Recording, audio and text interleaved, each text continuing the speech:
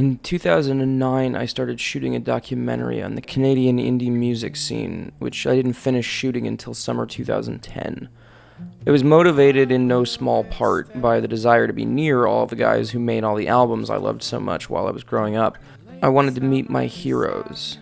I listened to their albums, and they shaped my identity, so naturally when I went to college and had my identity put to the test by scads of new, unimpressed people, I retreated even more into the music. I barely saw my friends, I wasn't making new ones, and I was trying in vain to keep a long-distance relationship going. And my parents were getting slowly divorced on top of all that. So this film was kind of therapy, and kind of also a way to leapfrog over dealing with my problems. I had a very thin thesis. It wasn't ever really going to be much of a movie. All these bands played together, or anyway they seemed to, and I loved that. That was basically it. I loved the sight of 1,000 people on stage together. It was a fantasy of artistic and social togetherness that inspired me like nothing I had ever encountered before. In high school, I started a band and invited all of my friends to play with me, which was my way of emulating these groups. We even played a bunch of their songs. I wanted very badly to be part of something like that, so I tried to create it, and then high school ended, and so did the fantasy. So basically, I went to these bands for answers, because I was feeling lonely and sad all the time. Most everybody I asked answered my emails, except for a handful of the higher profile acts and some of the other ones on the rise who were kind of wary of me. When I edited it in 2011, I sent it to everyone that I'd interviewed, and one person who I'd sort of built the film around was displeased with some of the stuff. I get it now, but at the time I was crushed. This person not unreasonably wondered why so much of their private life was in the film when no one else's was, which is perfectly reasonable in hindsight, but at the time it was like the best memories of my teenage years had been murdered or something. I was devastated and obsessed over it for a long time, but rather than dealing with it, I just kind of kept making movies and forgot about the whole thing. It occurred to me not long ago that I'd probably be a little more at peace with the 3 years of my life I spent making the movie, not to mention all the years during my adolescence that I spent listening to all this music, if I could release some part of it. So this is the film minus the interview and the footage that the party in question had a problem with. So I'm hoping it's now been stripped of its power to injure anybody. I didn't fix any of the problems it had. It's still very obviously the work of a 20-year-old making his first film, and not in like a Citizen Kane way, but I'm at peace with that, because this was who I was. These are the bands that I was obsessed with. Are you filming? Yeah. My opinion of Canadian music. With all of my favorite bands from Canada, there's something like underlying that is in common with them all. Like, I don't know, there's the water in Canada. I'm not sure. But there definitely is something that's intangible that all these bands have. Broken social scene. There's such a unique collaboration of artists that are all doing their own thing, and I'm a huge Feist fan. Yeah, I love Broken social scene. Yeah, I love the Weakerthans. They're my favorite band, which is like a big deal because I've been listening to them for like 7 years and I never call a band my favorite band. So I like Sam Roberts. I think I've seen them 3 times. Ours is like my favorite ever. Like, Bitches in Tokyo is my favorite song. They're okay. There's so many of them. I can't trust that they're all Canadian. How about Spencer Krug being the busiest man in the universe? Godspeed, you Black Emperor. I feel they always gravitated to do something a little differently, at least, even in the world of post-rock, and I feel they started like almost like patenting tones and guitar tones that a lot of people weren't doing at the time. Now a lot of bands are picking up on. Part of the country is very Eurocentric, and part of it, much of it is very influenced by America. So you get this strange mix of like, sort of like the rootsy American stuff mixed with the arty European stuff. I feel they're just really ahead of their time with their political sentiments and just their music themselves. It's very highly orchestrated. I also see people who tend to maybe not usually into that kind of thing gravitate towards it because it's very powerful. You can just feel that it's just the music has a lot of direction and passion and meaning behind it. You get legitimate artists that come from Canada. Really, really talented individuals. I mean, take someone like Final Fantasy or Owen Pallett.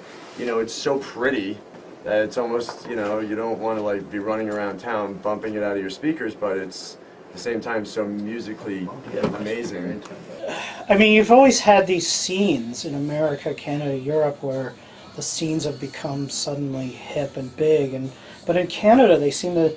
I mean, in the Canadian scene, it seems like it's spread around more, where the bands all make an effort to play in each other's bands and to write for each other and sing for each other, and that is interesting and I think kind of unusual. It is.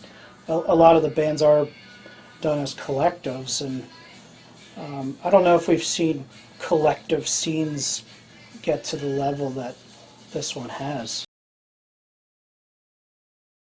I mean, we have some truly great friends who just happen to be very talented musicians who are making music that the rest of the world is finally listening to, paying attention to. And it's inspiring to us, and it pushes us. We quickly learned as of say 2002, 2003, when Broken Social Human cracked through and all the other bands really started to make their mark as well, that there was no just sort of sitting around resting on whatever laurels you managed to attain for yourself. It became very clear that to survive in the Canadian musical climate, you had to be creative, you had to be ambitious. There's a lot more things that I can fuck up, so I'm definitely going to be doing that. Yeah, I'm really excited about it actually. I really feel like playing really simple music, and I knew of a really dive place in Toronto, and I knew of Julian and Dean, and I figured they'd want to do it too, so that's kind of what we did. We just had a regular gig Tuesday nights at a place that no longer exists in Toronto. Remember the first time you heard Folkloric Feel? Oh man, lost my mind. I tour manage Hustle Hustle. Currently do backline and guitar technique for Broken Social Machine, and whatever Arts and Crafts wants me to do.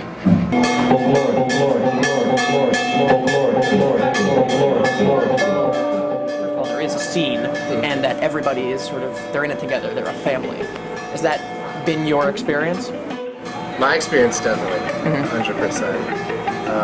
Well, 90%. Specifically because the bands that I work with all sort of started as, well, Apostle was around before Broken, which I don't think gets enough recognition. I don't think people realize that.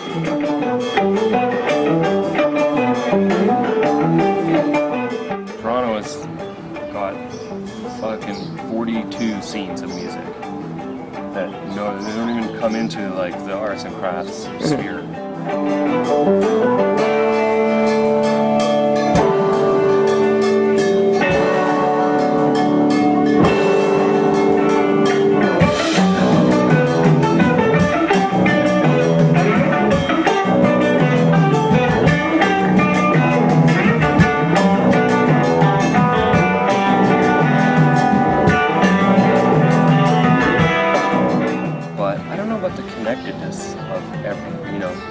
There's just so much going on, and now I live in Montreal, and it's the same thing. There's a whole new bag of things going on, and not everyone knows each other, and not everyone is like pals with each other. There's some crossover for sure, but I think it's just like anywhere else. I guess it's the nature of some of the bands, more of a sort of super group or large group of people type band.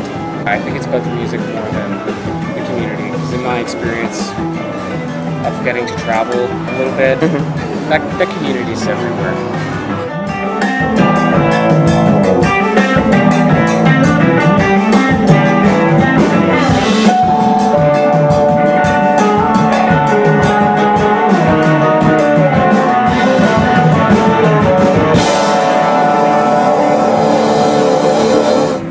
You know, someone like Metric, who's not affiliated with Arts and Crafts. Well, they're on Arts and Crafts Mexico now, but they're still all so tight. I mean, like, those people have been going, like Stars, Metric, Broken Social, like, they've all been going to school with each other since, like, high school. Yeah. So whenever we go somewhere and there's a band that's, you know, sort of related that way, you can they feel the family vibe. So it's just more comfortable. I guess Feel Good Lost was about to be released.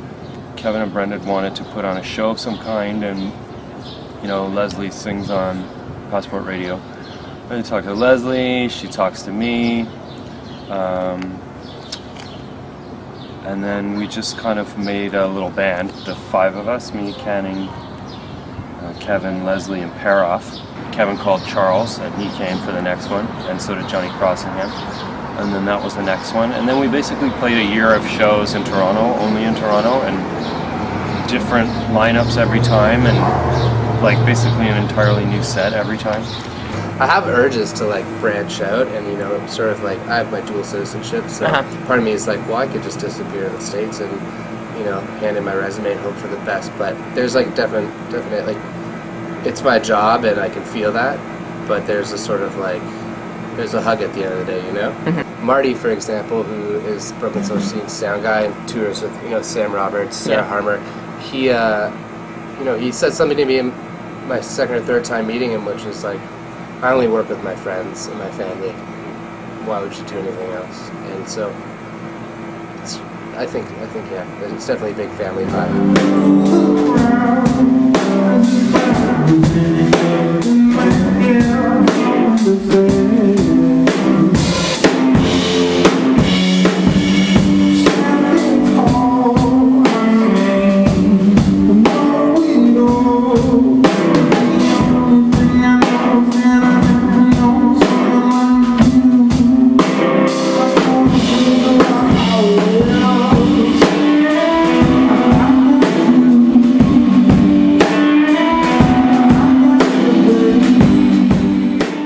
I started doing it for gear purposes when I was first putting studios together.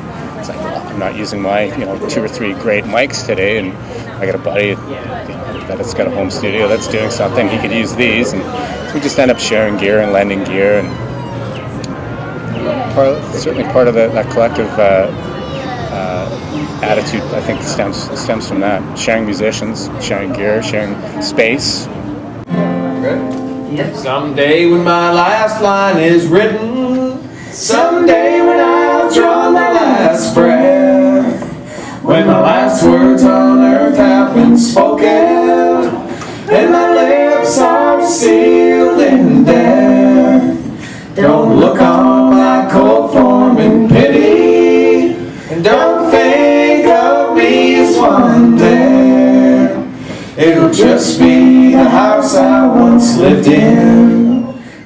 It's a big family, and we just help people like we would help the family. But we're not consciously trying to help. We end up helping a lot.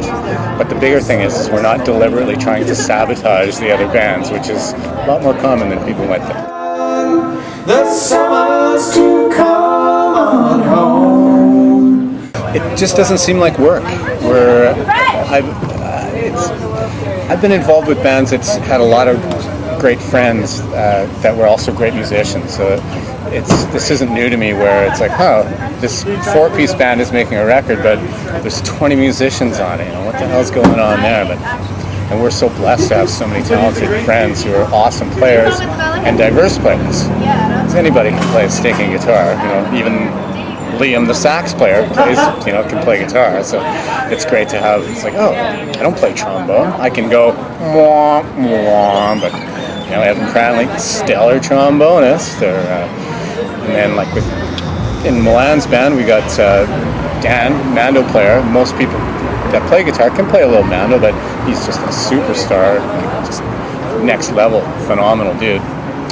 And it's just great to have all these people we can just pull in, and they don't even feel like they're working, because they just come, especially to a spot like mine that is, like I say, so it's just like being at home.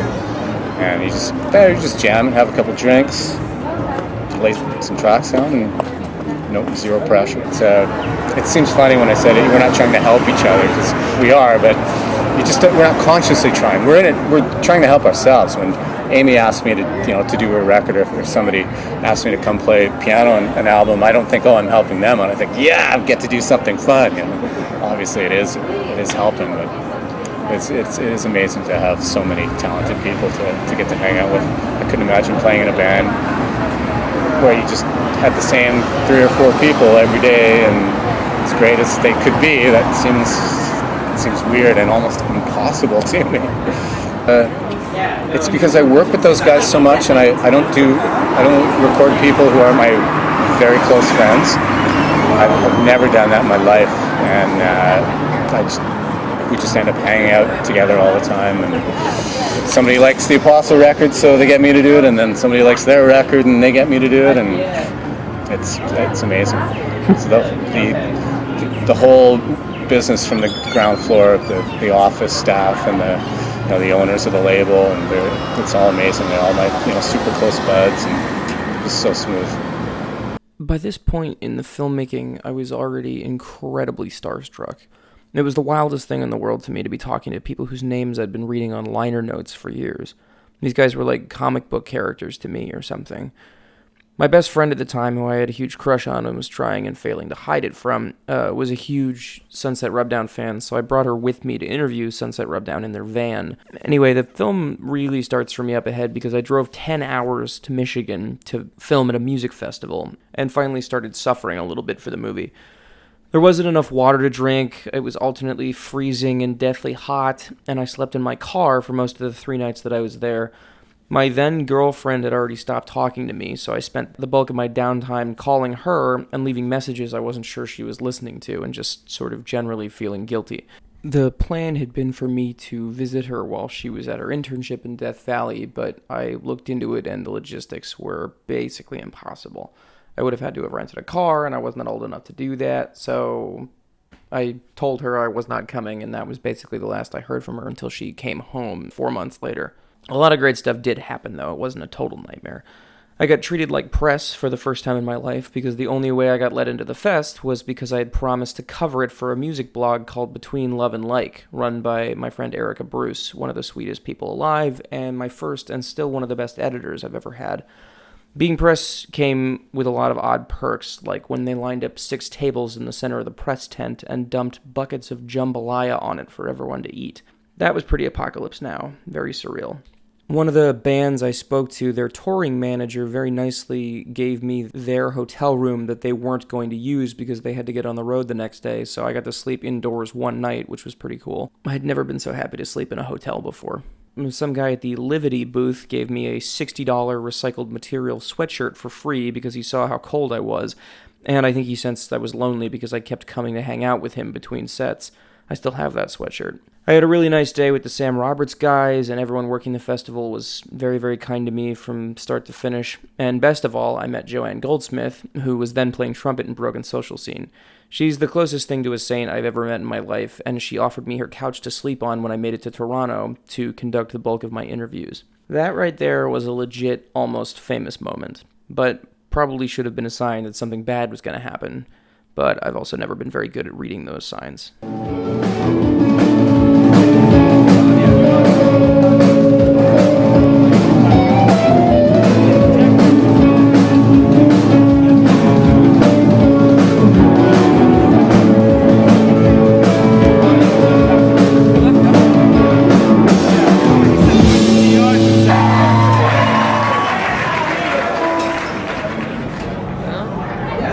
After playing in Toronto for so many years, you develop a lot of friends.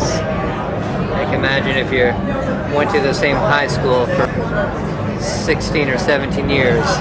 Eventually, you just get to know a certain group of people after a number of years, then another group of people. So I think with our thing, it's kind of a culmination of that many relationships, you know? The beginning was just me and Kevin in the basement, kind of fucking around on any track. Lots of late night recording experiments, and trying to do something just a little bit different. You know, there seems to be a good crop of bands happening, that's all. There's no shortage of talent up in good old Canada.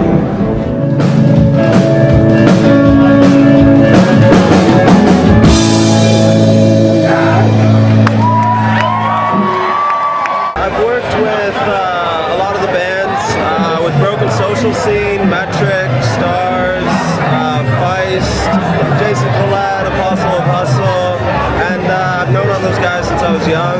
Played T-ball with Evan Cranley,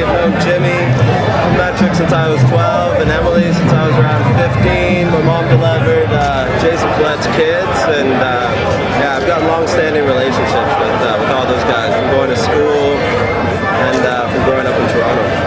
And all of those bands existed for a really long time, like Amy and Evan and Torkel and Chris from Stars have been, trying to get Stars off the ground in Brooklyn since, around the same age, since their early 20s.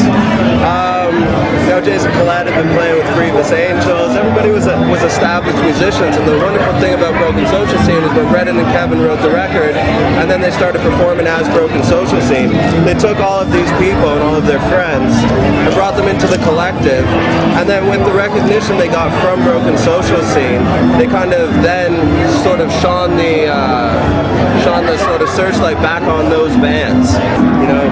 Take a look at these guys. These are amazing bands. These are good friends. And they always said that. They were always like, these guys are from these bands and they're playing with us, and these are fantastic bands, and it kind of mushroomed into everybody sort of rising up together, which is really cool. Give it for a dear friend from Montreal in a band called Stars, Mercedes Miller. We've been friends with the Deers and the Stills. And Sam Roberts, great guy. Yeah, absolutely. So it's definitely a community of musicians there. We go to coffee shops. There's some beers we are having. Stars was a recording project between Chris Sullivan and Torkel Campbell that started in about 1998, and the band started in Brooklyn. And we were all childhood friends from Toronto, and I met the guys again after being kids with them as they were working on an album called Night Songs. And me and Amy joined them in Brooklyn, and then we shortly after a couple of sessions, right before Night Songs came out, we moved to Montreal and made Montreal our home base. You do a lot of your own music. I have a solo career, which is a great band. It's not solo at all. It's kind of a lie. It's just my own name. I sang a song with Sam Roberts once. It's in French. It didn't make the record. That happens to me a lot. I don't know why. I play with a great gal out of sort of Ottawa Valley. She's been my friend for a really long time. Her name's Jenny Whiteley. We played a session. They did a live recording of the Deers in Montreal, and I played some flute, and he played some horn. It's funny. It's a question I get asked all the time, and I'm still trying to figure that out. I mean, we're a very young country, and I think that's kind of. So I think the sound is still evolving. To say there's a Montreal sound, I think that's a really premature thing to say. But it's definitely a community, and it's not just a musical connection everyone has, but they're genuine friendships.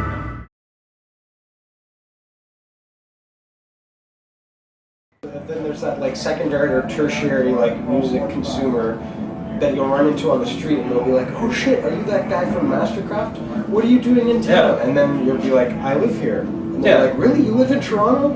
I was at a diner down the street from my house the day before we left last tour. And this guy's like, "Hey, what do you guys do? What are you doing here? You guys playing?" I'm like, I live literally on the next corner. I go, "Oh, I thought you guys were from LA." And he was wearing a Toronto hat. It's like, dude. For us, I mean, there's this kind of system that is in place for some reason for Canadian artists to be successful, which is that you have to gain a certain amount of success abroad before anybody will take you seriously. That's another thing about Canada. We define, unfortunately, I don't. Al doesn't, but for a lot of Canadians in the popular culture in Canada is to define yourself by how un-American you are. Because Canada isn't a country with an identity like America. We're not a melting pot, we're a mosaic.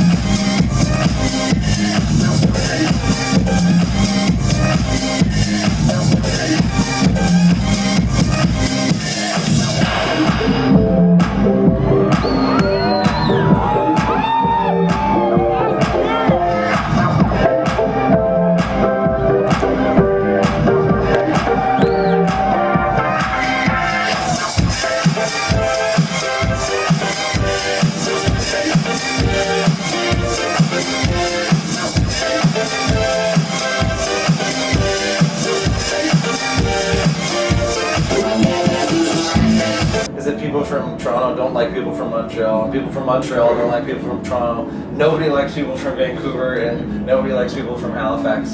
It's like nobody, we all hate each other. It's really, forget East Coast, West Coast. It's just like intercity. Everyone, any city you go to in Canada, they will say they hate Toronto. Every city in Canada other than Toronto will say they hate Toronto. Everyone. And people in Montreal think they're the greatest city in the world. They think they make the best music in the world. I'm like, all your bands sound the same. I'm guilty of it too. Their bands all sound the same. It's true. Here's a great joke that's said by like-minded Canadians to myself. So there's in the international water, there's like Canada and American water. There's a Canadian lobster fisherman and an American lobster fisherman. They're both pulling lobsters out, tossing them in buckets. And the Canadian guy doesn't have a lid on his bucket, and the American guy, as he's putting the lobsters into him, a lid on. And he looks over and he sees the Canadian guy in his boat. He doesn't have a lid on the bucket of lobsters. And he yells and he's like, "Hey man, you gotta put a lid on the bucket of lobsters. They're gonna crawl out." And the Canadian guy says, "Oh, don't worry, they're Canadian lobsters. As soon as one gets up higher than the rest of them will pull them back down." In my mind, in my experience, there's a great spirit of camaraderie that seems to pervade almost all band relationships in a way up there. I don't know why that is. I certainly notice a difference when you come down to the States. There's a little bit more competitiveness between bands. It takes a little longer to establish what you'd call a friendship or a real sort of relationship, mutual respect that doesn't have the suspiciousness that's inherently built into bands vying for a limited amount of whether it be media, real estate, or space on the radio, or just whatever it is. So in Canada, it seems that we're able to put, seems maybe being the operative word, but we're able to put that competitiveness aside.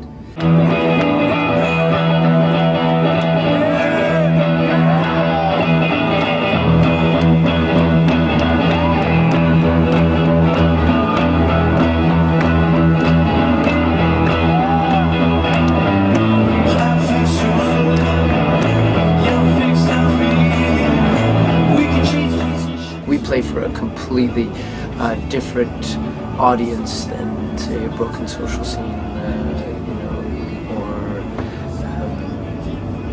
I don't know, Stars or Metric or anything. So because of that, we feel like we have our place, and we can feel comfortable in our place, in our own skin, and then still appreciate the other bands because they're doing their own thing.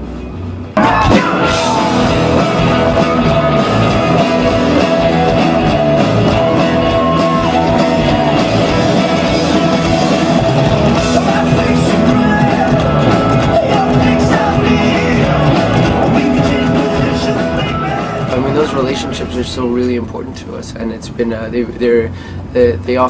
provide a great deal of comfort when you're going through that transition, that transformation from a band who's completely unknown, even like we were until age 27, 28, to all of a sudden being thrust into the limelight. To have other people who are undergoing that similar transformation, dealing with the same newfound pressure. To take this seed of possibility of success and actually grow it into something substantial and lasting. It was great to have our friends undergoing their similar sort of journey on that. And you're bringing other people on tour and you're making albums and stuff like that that you're just pulling from your friends and the people that you consider family. Does it seem like everybody's in it for the same reasons and everybody's in it to help one another? No, I don't think it's as rosy as all that. But there's a lot of really good people in Montreal, and the neighborhood that we all live in is a really supportive community, right? But I wouldn't go so far as to say feels like family. Like my bands feel like family, but I don't feel like other Montreal bands are part of my family. I feel like they're part of my community, and for the most part, the bands are pretty supportive with one another, but not all of them. There's no connect between East and West very little. Those guys are a whole different bag. Amy, who's also in my band, actually knew Spencer Krug from out west in Victoria. They actually were roommates at one point, and there's a lot of undercurrents in Montreal that often don't spread beyond the city, and I think there's a lot of value in that stuff too. That's one good thing I think about Montreal is a pretty inclusive community, and it doesn't seem to matter if people are in kind of more famous bands. There's not an element of snobbery there or anything like that, which is really nice. I do think that in Montreal that there are, there's a community and there's people that are going to see each other's bands and stuff, but it's not like a collective mentality for every band. Obviously, because I think in every city the same thing exists. We have fewer musicians, so if you're looking at one genre of music or a couple of genres that are closely related, then chances are a lot of those musicians across the whole country, not just within a city, kind of know each other because they've met each other just from working on the same sort of thing, and so in that way you become sort of friends, or you're going to become competitors, but to become competitors is it's just not a very healthy or fun way to live. After the festival in Michigan ended, I drove home, and then about 6 weeks later went to Montreal by myself. It was kind of a nightmare for a lot of reasons. I wasn't supposed to go alone, but I wound up having to do that, which was kind of heartbreaking, because it meant that I was going to spend the entirety of my Canada trip by myself, which was daunting and kind of scary. The majority of the trip turned out fine, but this first leg got off to a really rough start. I was staying at a super kind friend of a friend's place, but I kept getting parking tickets because I couldn't read French.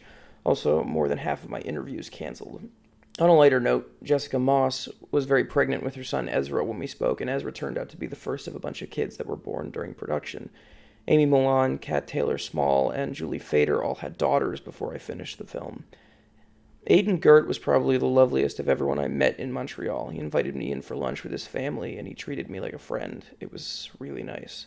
The city mostly gave me kind of a standoffish vibe, and I was more than a little happy to be on my way. To be honest, a lot of that was just kind of lazy writing, because, there never has been a constellation sound, for instance, Do Make Say Think. Those aren't friends of ours, you know what I mean? We're not buddies or anything, they're a Toronto band, we're Montreal bands, regionalism is an important thing, we don't, so there isn't, in the early years there was this sort of assumption that we were all hanging out together and jamming or something, when that really wasn't the case. We felt kinship with personally I felt kinship with Fly Pan Am, Godspeed did as well. We were buddies with Exhaust, but other than that, there wasn't as much commonality musically or socially as you would think from reading about it from the outside. I would say for myself that my actual community of musicians involves maybe 10 people that I play in bands with, or that I've played music with. There's a small community for sure. And then Montreal itself, if you're English speaking, and somewhat if you play music, although more if you're English speaking and with a certain kind of interest in a certain kind of way of living, there's a better chance that you know each other in this city than maybe others, because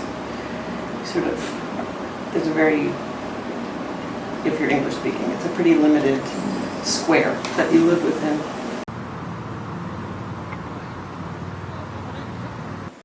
Miami, everyone sort of hung out and talked a lot about playing in bands and all the things that people were going to do, but people never really did anything. There was a lot of talking. And then all of a sudden things started happening. I don't know. Yeah. We kind of lucked out into things. The short answer is we kind of lucked out into things. We also worked hard. We were out there you know, touring and all that, and also other people were working hard for us too, like the labels were like Together labels and like Constellation Cranky, and it felt right for us to say build that relationship with Constellation, and that you know, I mean, because Godspeed was a successful thing and money was being made from it, so it felt right for us that money was coming back into Montreal and going places that we could see it instead of going off to like CBS Records shareholders or whatever, and or getting cycled into making bonds or something. It was like going back into the world that we came from. A lot of us ended up in this world, like, yeah, because our own families were kind of dysfunctional. Listen, and we were on the search for like social relations with other people that weren't based on blood and names, last names and such. But at the same time, we're also aware that we weren't like atoms and like individualized people, and we wanted to be part of a scene. So, and like that was our our support structure. And that's how we did and how we still do survive. I prefer playing in bands. I prefer trying to do anything I do collectively or try and make it. You know, like I don't.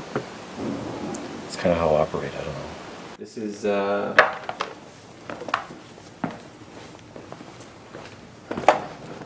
ISO room. It's called the ambient ISO room because it's really a lot of natural reverb to it.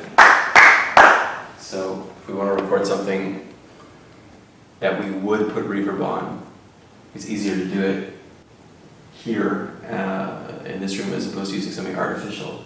This is the red velvet curtain, which gets closed if we're looking for a more dry sound. Concrete area where there's more reflections, so sort of drums sometimes sound livelier on that end. This is another ISO room over here, which is a more dead sounding ISO room. And then this is the control room, where the control happens. I mean, there is a sense of community, for sure, in a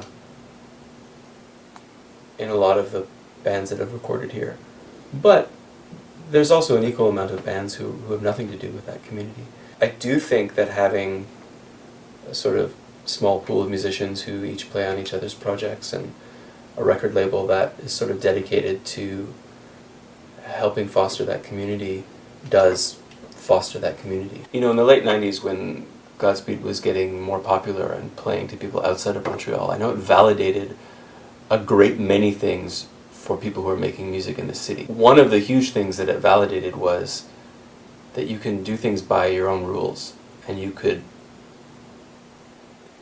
be in a band and make your own records and book your own tours and do all the business stuff of a band by yourself, and that in itself was a perfect life of a musician. If you could be making the music you want to make and play it for people and record it and have people buy it,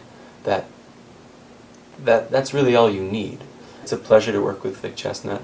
It's really amazing and challenging to record a Silver Mount Zion. I've asked myself, you know, why did we get so lucky that all these incredibly talented people have come through our studio? You know, there's lots of recording studios in this city and other cities, you know. And I think part of it is that maybe the fact that I think all of us view recording more as a collaboration. I mean, I think that friendship is definitely an element.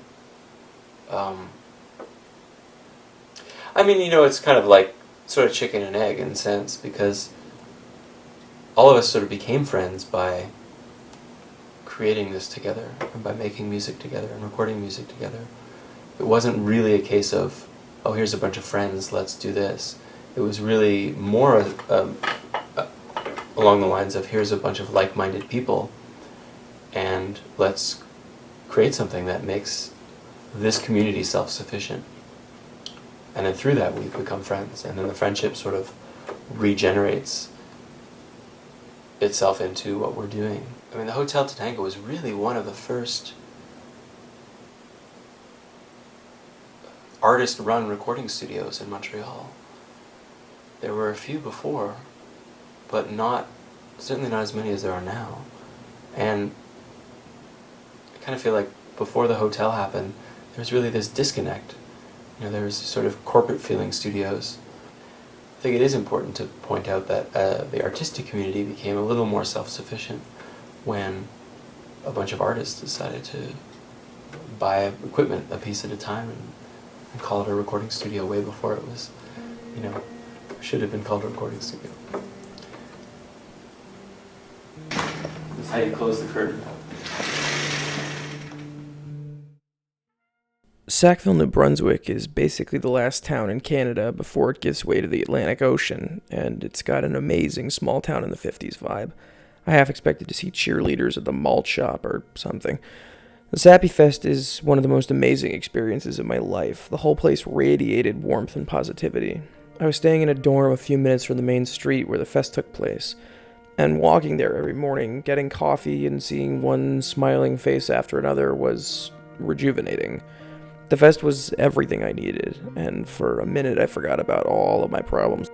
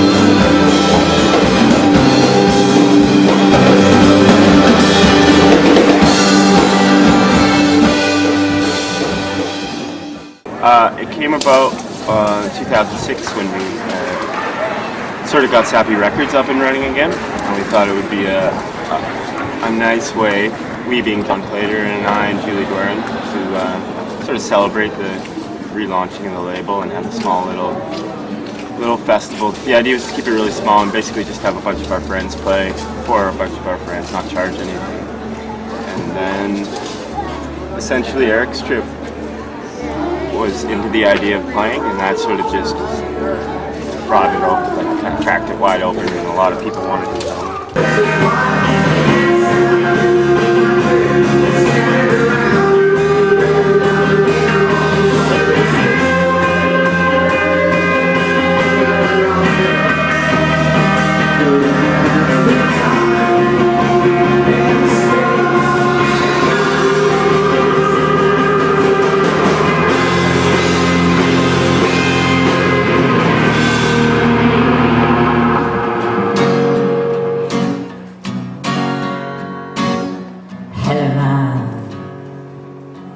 The ramifications are very large tonight. The stars say don't pick a fight or boss things around.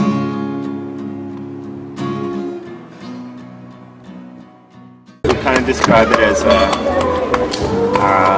wedding reception without the vows. It's sort of what we're going for. It's just get a bunch of our friends together, and then just more and more people are becoming our friends, and it grows, and that sort of the reputation that's sort of admitted from the artists as they tour across the country is drawing more and more people to Sackville for the event every year. So what you're witnessing this year is sort of the exponential growth of that. It's hard to walk, like I'm constantly running through the crowd, and anybody who has a second is trying to touch me and just go, hey, this is really great, thank you, and that's just like, wow, okay, yeah, thank you, you're welcome, thank you for coming. It's like, it's a real honor, I guess, to be a part of something and work with an amazing group of people to put this on. It's just everywhere you look, it's true. the crowd is like somebody I know that's having a great time and willing to help out as well.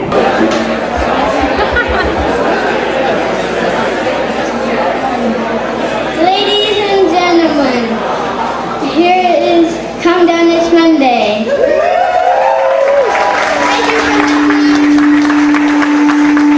That was my youngest child. She just turned 7. That was Rosie. I've managed to be a part of a very supportive community of musicians. And I think that probably everyone, probably depending on their style of music, has managed to find that as well. So I think that within Canada, probably as in anywhere, I think we do have a very supportive bunch of musicians. But it's probably kind of genre specific in a way, maybe. Maybe we should just ride. Maybe we should just ride. Maybe we should just ride. Maybe we should just ride home. Maybe we should just ride home. Maybe we should just ride home. Maybe we should just ride home. Maybe we should just ride home. Yeah, I've never really, I don't think I've ever gone like hired strangers. It's always been friends that I've been really fond of and friends that I really admire musically. So for that reason, I've been really lucky. Like the Wooden Stars are amazing. Like Herman Dune from Paris. Like I worked with them a lot in Europe, and that was amazing. There have been many. Shotgun and Jaybird was really fun when they were backing me up. So, and then now the Barrett brothers, like sometimes you have to get to know them a little bit. Like when I first started working with the Wooden Stars, I only knew like 1 or 2 of the band members really well, but then after a tour you get to know each other and then you're fine. So, but I really respected them musically, so that was what I was really interested in. So, and I was knowing them a little bit because I was putting out their record, so it was, yeah. So I can't imagine just hiring a bunch of studio musicians. Yeah, because you can be really good and like technically really learned, but I have to really sort of be able to feel something about what they're doing on their own as well, and that's generally why I would want to work with anybody.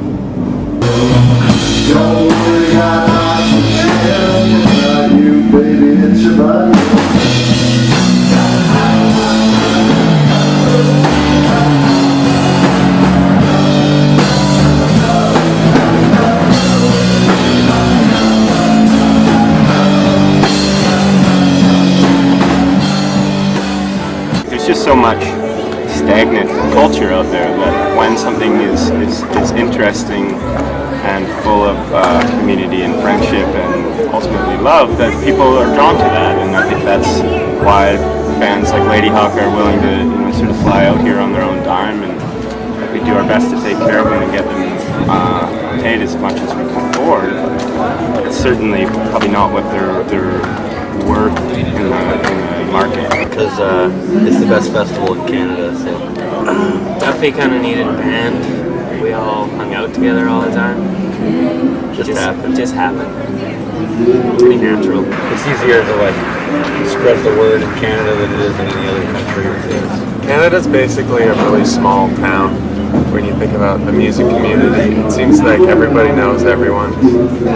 And it's fairly supportive, like within, I guess, the particular scene that we're in, I guess, rock and roll or whatever. Because there's so many bands in the States or something, it just seems like the bands that become popular very popular for a very short period of time, and then they're sort of forgotten, and then it moves on to someone else. Whereas I think in Canada you have like more long-term kind of support. It's the same in the UK, you know, like extremely popular for a really short period of time. Yeah, there's a lot more of a, I feel like a nurturing process that can go on in Canada. There's not a lot of pressure really to make music that doesn't come like I guess from our hearts or whatever. We're not there's not that feeling like we should be making music that people like, which might be a good idea, but It's probably smarter to make music that people like.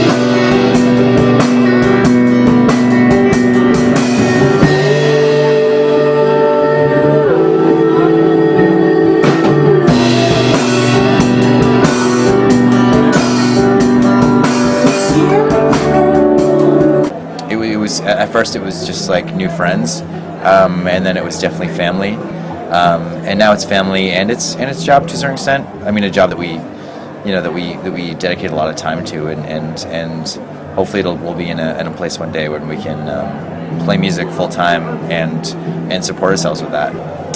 In Toronto, I guess it's a good place to meet musicians. It's a good place to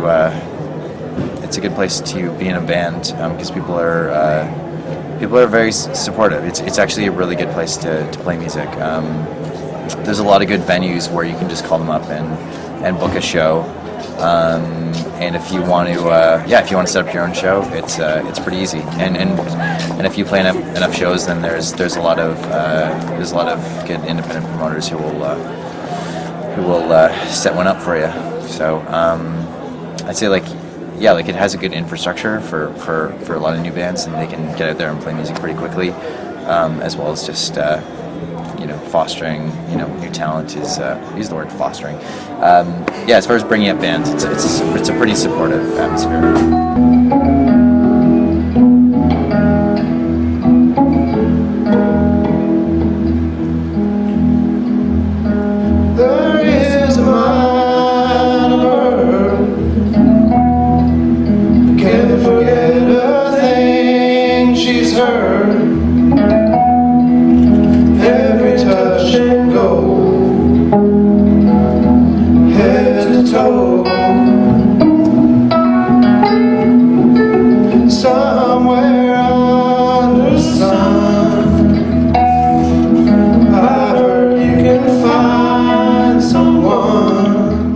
Pretty nice to come here. I've come here with Ryan twice, and we have a really good time.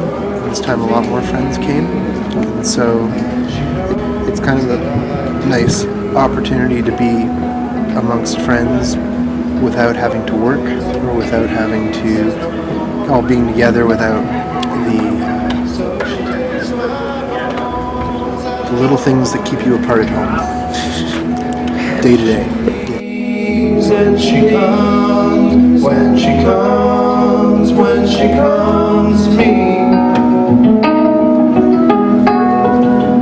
What does that say about the way she moves?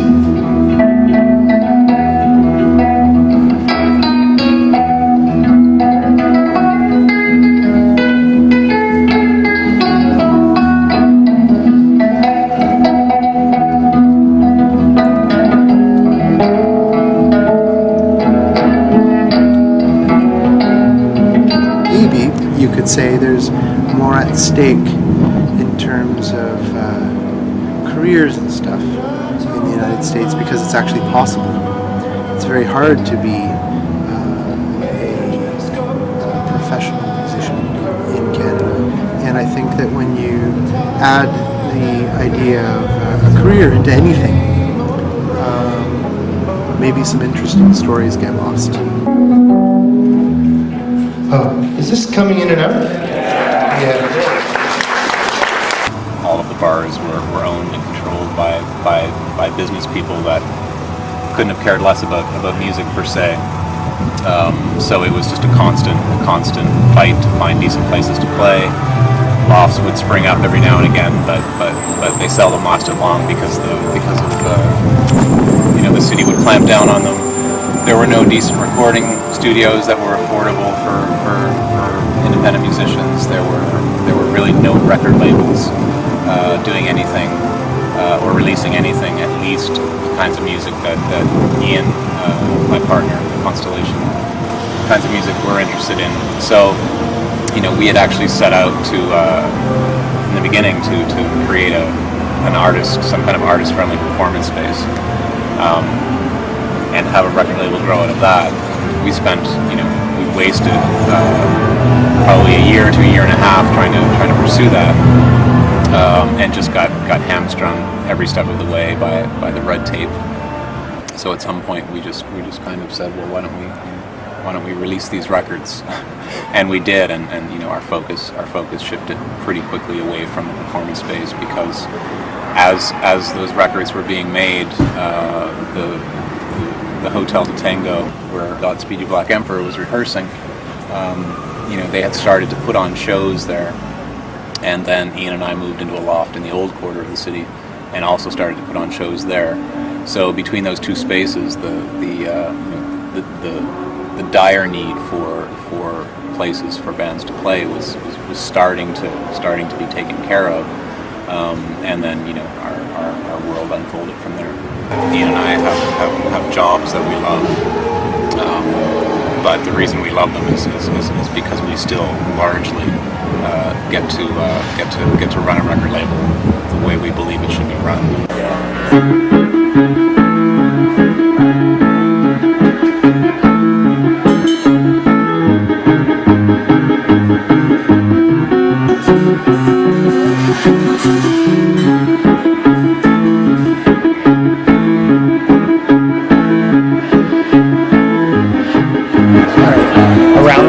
No, mostly people are pretty selfish and individualistic about stuff, about music. No, I mean, there's definitely been a lot of support, regardless of fame, it seems. But it's interesting to see it change over time. But a lot of the bands I've formed have been mostly outside of Montreal, from the West Coast, and growing up in high school in BC, so that was a lot smaller of a community, and the idea of playing music had a lot less attached to it, there was a lot more purity to playing music. I have seen the most incredible light in your eyes, in your eyes, in your eyes. So cast away. Not necessarily talent. I don't think that it's contingent on friendship as much as the ability to communicate certain ideas. So, because people in Clues, for example, and in Unicorns as well, there was varying levels of ability in terms of musicality, but that's not a definitive thing. It seems, at least for the bands that I've been a part of, has not been so much about certainly it's about relationships. Unicorns is an exception, and maybe Clues is as well, where there's elements of friendship, and then there's divergence also, as things develop and move along. With Unicorns, it did come out of a friendship and was nourished by that. For me, it's more about ideas.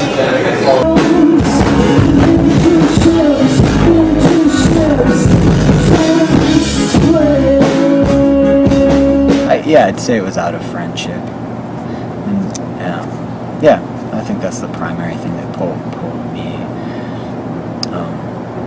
Just held those groups of people together. for certain periods of time.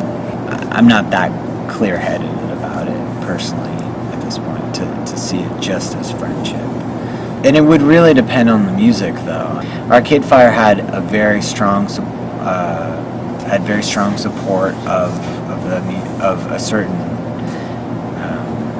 at least a certain group of people in Montreal. People that were there before we had formed, I think, were maybe suspicious of what we were trying to do, just being a pop band generally. And I think with Clues as well, just really have to win people over. And if you've been, I think, in a city for a while, other musicians are a little suspicious of you, and people just become slightly resentful of each other too, I think. The idea of, we just did this first record, and with Les Anglemore, we just did one record. For me, with the Arcade Fire, we just did one record. Unicorns just did one record. The idea of just doing the first record is kind of sad to me, so because you don't get to do anything to kind of compare to it, or I look forward to a second record, yeah, at least to start. Like Jordan and Michael both are really amazing songwriters and sing their own tunes, but there's no room for that in Sunset Rubdown, and they're willing to contribute to my thing with me, and play integral roles in that, but the role is not to write the songs and sing them, so they have these other projects where they can exercise that impulse. It's pretty natural, I think. And I think that's what happens with bands and like overlapping and incestuous sort of member swapping. It's not like people are just like hungry for fame and just trying to like hop on any wagon they can get on. It's just that they want to express themselves fully. Toronto was a lot of fun, but it was also 16 hours by car from Sackville, which was 12 hours by car from Montreal, which was 8 hours from my home in Doylestown, Pennsylvania.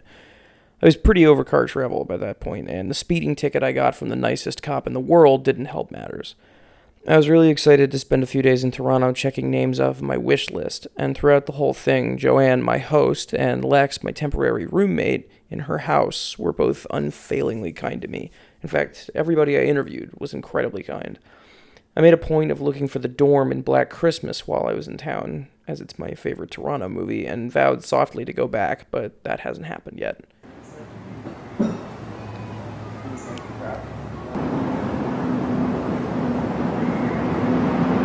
Community is one of those things that you can't define it, but you know it when you see it. I think that's the best I can do. I've always sort of felt like so at home in Toronto, and sort of almost by necessity, like you know how some people are just like feel it. I don't know. When I was coming up in the '90s, everyone felt like it was necessary to get away from here. Like everyone just sort of romanticized other places, like whether it be Montreal or New York or Berlin. And I don't know, just because I never had like the funds or the sort of connections to like go anywhere. I was kind of stuck here. But then I sort of like really grew to love it. And whenever I traveled, I always felt like everywhere else was kind of lame compared to Toronto. Gradually fell in love with the local music scene, even though it was really kind of like in the early 90s. It was really, at first it was really small and really kind of fragmented and really not known about. The people that I'm the most interested in supporting are the ones who can balance the sort of like the community service with your kind of like obligations to yourself as an artist. To a certain extent, everyone's in it for themselves, you sort of have to look after your own band and your own creative path, and there's of course nothing wrong with that, but it's like a question of like, if you focus on that entirely, like, are you excluding yourself from the community? At the same time, if you're all about the community and you're the person who's going to every show and supporting everyone else's band, but you're also a musician, aren't you kind of like selling yourself short because you're not putting any time into your own thing? the community in that sense has gone through a lot of ups and downs and sort of push-pull between the sort of like the sort of selfishness that's required to be an artist and the kind of selflessness of, you know, of helping and supporting. And but I mean, what's great about being part of this community is, and having been in the city for so long and having known so many people, is it's so easy to ask for help and get people to, you know, help out with recording or making posters. You know, like there's so many people who are just willing to volunteer their time. I started in Guelph, and this label 3 Gut Records started as this collective, and it was Royal City, Jim Guthrie, and myself, and it was really supportive. Royal City was basically my backing band for a long time, and that sort of started this whole scene for all of us. A little while after it began, we all moved to Toronto, and then we had our little scene, and then it sort of like grew out, and they signed the Constantines, and then they signed Cuff the Duke, and then it just sort of grew, and that label isn't around anymore, but you know, we've sort of all moved on to things. So now I have Arts and Crafts, so which is like a big family, and that's how they kind of treat it. And it wasn't until 3 Gut Records folded that I needed a label. I didn't need a label before that, so once my label folded, you know, we really began to talk, like, oh, let's be more than friends.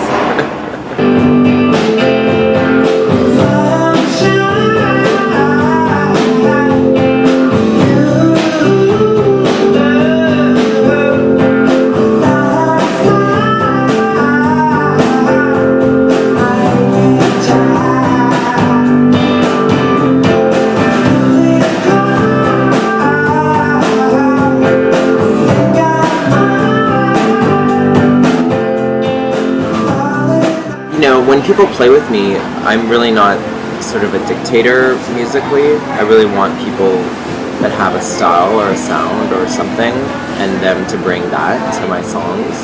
In that sense, yeah, I mean, the fact that I've been around Toronto and Montreal and has had a huge impact on the sound of the record. I'm just really lucky and fortunate that I have these amazing friends. For whatever reason, I just have really talented friends who seem to be doing really well in their music careers. So, and I guess, I don't know, it feels like it's always been that way. I guess I'm just drawn to them, and we're drawn to each other, and circumstances have brought us together. So I think about moving, because I am Dutch, so I have a passport for Europe, and I think about going there, but it scares me sometimes to think of, you know, not being around these people or have access to studios and musicians that I know already. I still know a lot of the hidden cameras. I mean, there's so many members at this point, and so many ex-members and current and fluid members, so I never know exactly who's a hidden camera at what moment. And that was a huge moment for me, that band, because them being a huge queer collective in Toronto, it was early, it was maybe the first or second year that I'd lived in Toronto, so it suddenly opened up my life and my world to this other scene and these people that I didn't know. So it was a pretty great time, actually.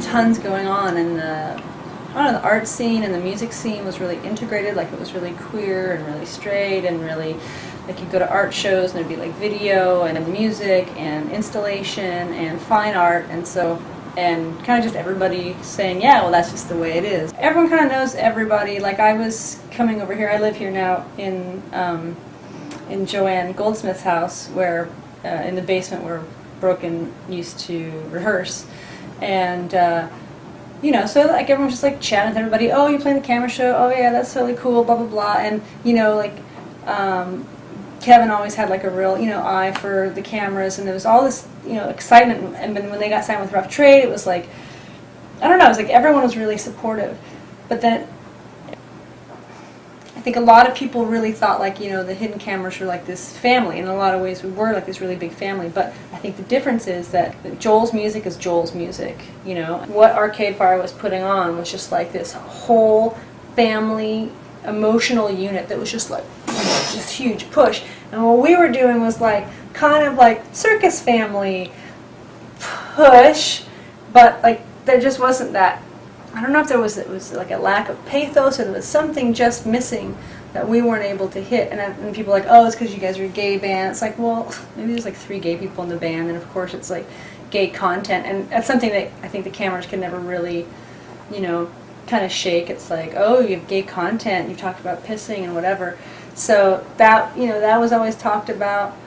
But yeah, man, we were just being like stuck in the middle of some fucking icy motel, like Jasper, just like sitting watching Conan O'Brien show and watching Arcade Fire in there, and we're like, ah, they look good.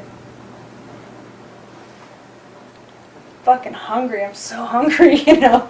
Like for all these bands that did so well coming out of Toronto and out of Canada, it's like it was about the love, and like when you saw that press, you know, everyone's like, oh man, it's about the family, it's about the love, here we go. And you know, that's the essence of it. But of course all those things like fall apart instantly when there's like that much passion and that many people, you know, these like big bands happening.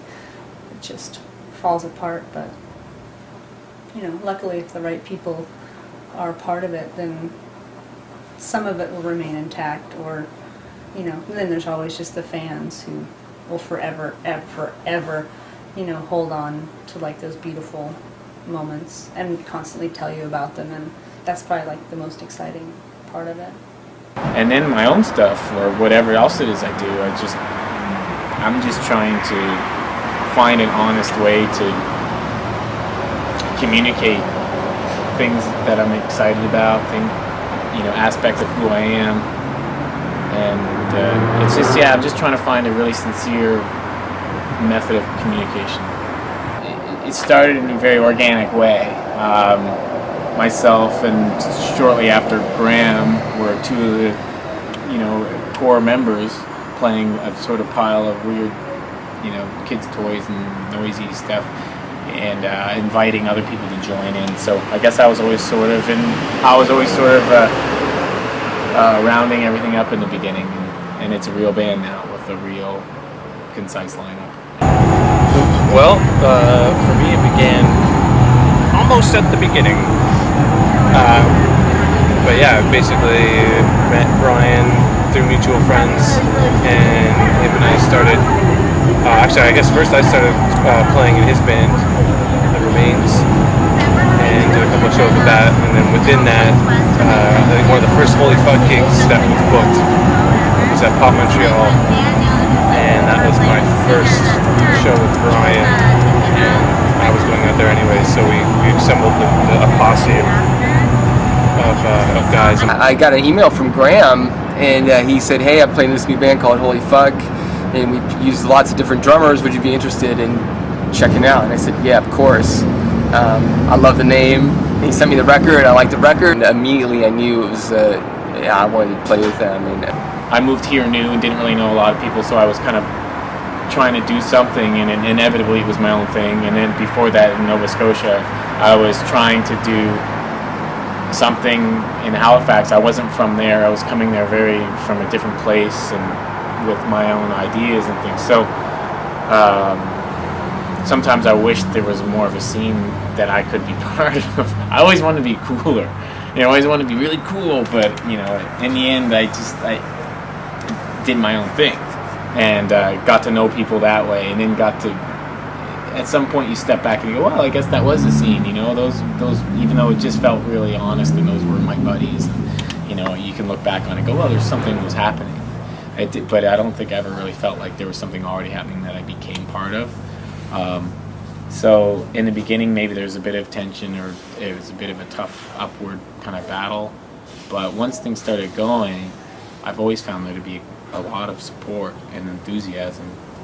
And I think Holy Fuck was the easiest, just because it was something that came about after I'd been living here for a while, and everybody involved in the band was part of other bands, and so there was almost kind of like an immediate family just through those other bands. But as I travel more, that community is no longer one that is where necessarily I'm living, and then therefore it's not necessarily Canadian anymore. You know, that community for me is sometimes the bands that I'm traveling with, and they might come from anywhere in the world, and I think that's as equally exciting. It's never been for me about being Canadian so much as it's been about just kind of like really exploring the musicians and the people and the art that your friends are making, the people close to you are making. And hopefully when you look back 40 years, it'll be all that much more special. So I think that's sort of been the reward.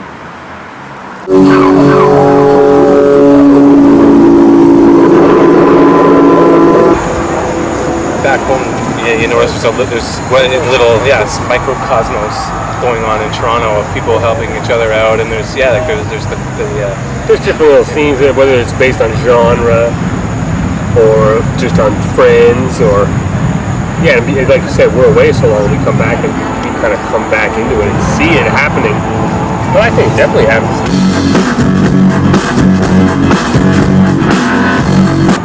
Lots of musicians that I guess I would know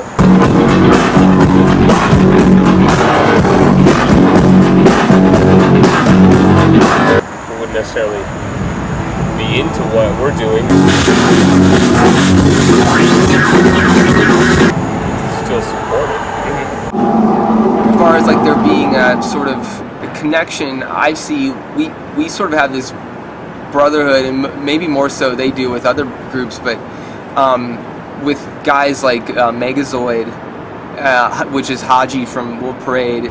Those guys, we've done some work with Megazoid, and Chad Van Galen seems to be like a super homie of the bands as well as Winter Sleep, who shared Mike and Lowell both played in Holy Fuck, and I played with Mike for a while in Holy Fuck before Matt joined. So there is this definitely not being a Canadian, but I could kind of see some things a little more from the outside, and I definitely see a real community there, which is cool in Toronto, but even outside of that, because like Chad lives in Alberta, and those Winter Sleep guys, they were in Halifax, and now they live in Montreal.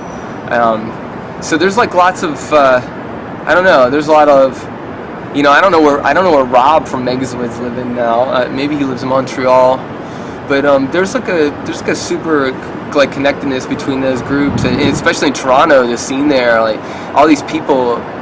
It seems like they're all kind of around, and they played each other's shows, and it's super cool. I like it. It's cool to be sort of peripherally part of that. Yeah, I don't live there, but when I'm there, I feel like, you know, everybody's very welcoming and accepting of it. So, but when I'd be abroad with Enan, people were always talking about this New York scene, and it's just like, there's a million bands here. There's no scene. Maybe certain venues have little like groups of musicians that sort of congregate, but even like being from Ohio, in Dayton, where there was a smaller group of bands and a few venues, it still didn't seem as I don't know. It seems different in Canada, or especially in like just what I've seen in Toronto. Like the vibe's different. Maybe it's a little more specific to up there. It's cool. More recently, there's been my friend James Mejia has been working quite steadfast at his hand-drawn Dracula imprint, and I'm doing what I can to help out. I believe in the bands on the label. It is a label, I guess I should explain. And so we've done a couple nights so far already where the bands that are on that label have come together and put on a show, and the response has been really good. Brian and Graham and Matt and I, the bass player, we all played as Brian's backing band at one of the shows in Europe recently. I know that Matt he plays. He's got all kinds of stuff going on. I don't know how busy he is with it, but he's playing in some like sort of country bands and this and that. And Graham does stuff with his girlfriend Julie, the girl I mentioned earlier, Julie Fader. I play with all sorts of different people, and a lot of people support my music too as far as lineup changes, and I find that when I'm touring a lot and I come back into town and I have a show playing my own songs, I can pick up the phone or email friends and they come and support my stuff just at the drop of a hat. It's really nice. And recently I was on tour in Europe, and I was on tour with Great Lakes Swimmers, and then at the end of the tour I was on tour with Chad Van Galen, and while I was away my laptop was stolen off of a table right in front of the stage just during a sound check. So while I was away, just to get back to your question, my friend Kate Boothman emailed Sarah Harmer, Greg Keeler, the Sadies, Wayne Petty from Cuff the Duke, Attack in Black, and my friend Pete Hall, who plays in my band, and asked them all secretly if they would like to play a show to get me a new laptop. And I'm on tour in Europe, and I had no idea. I was in Switzerland with Chad Van Galen, and we played with women that night, and it was like a love fest show where we were all just full of appreciation for each other and each other's music, and just seeing our friends for that one show. And that night in Toronto at the Dakota, all of those people performed. There was a lineup up the street, and there was a $15 cover charge, and Greg Keeler and the Sadies played, and Sarah Harmer, Attack in Black, all these people, and all my friends went, and a lot of them being musicians and artists and stuff, so that's a pretty current story as far as me recognizing the support I have as a player and as a friend and as an artist in Toronto. Like, that's a really cool, special Toronto story for me. I didn't expect it, or really, like who would expect that to happen, really? So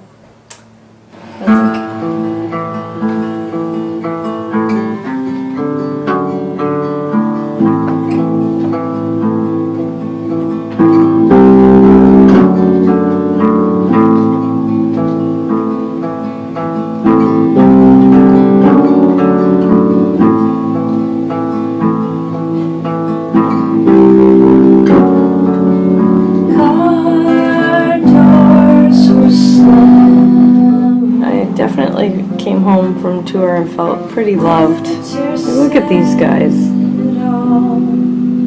They're so adorable. Didn't want to be demanding. Doesn't matter if you call me again.